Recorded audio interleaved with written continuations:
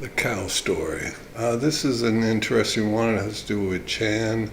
T was working with Chan to negotiate when they first opened up China. Chan had been taken out when the communists came. He had a very, well-to-do family, and they came to the States.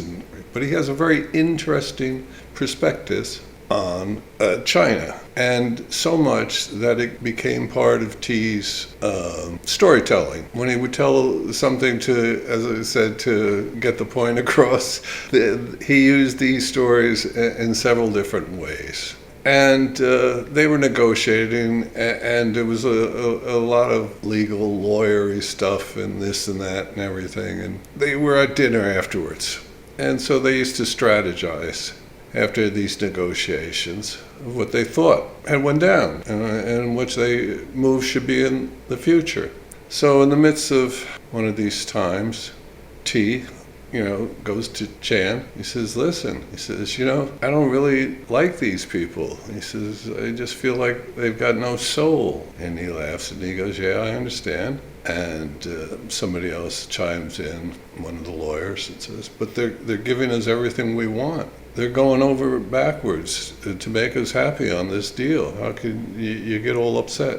So T goes, I don't know. I just, when I listen to them and there's something wrong. And then Chan goes, he says, you know what it is? She says, you're right. They got no soul. And why they have no soul is because they don't have any future. And why they don't have any future is because they've given up their past. These people only think of the here and now. They don't consider the past, and they don't consider the future. They are just here and now.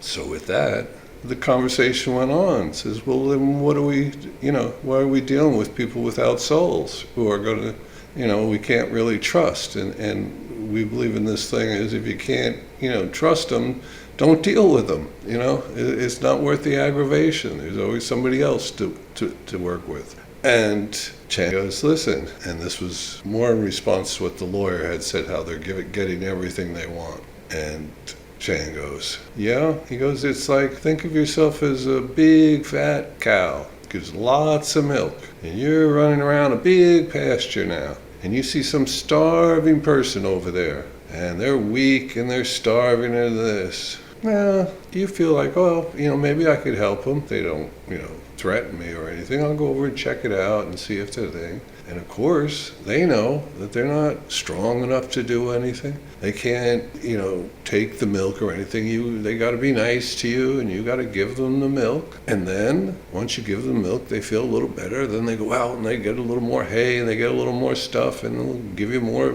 little treats and this and that, and a little more everything. And you'll make a little more milk and give them more milk, and they'll get stronger and fatter, and they'll go, oh, you're so gracious. Let me get you more stuff to make your life easier, and you can make more milk. And they'll come back and they'll make more milk with you and everything, and you'll get lazy and you'll let them take control. And then all of a sudden, when they're strong enough now from all the milk you give them, and when that happens, it's only a matter of time that they can't see the future, that you run out of milk for them, or at a rate that they're happy with even, and then they just butcher you for the meat because they can make more profit there.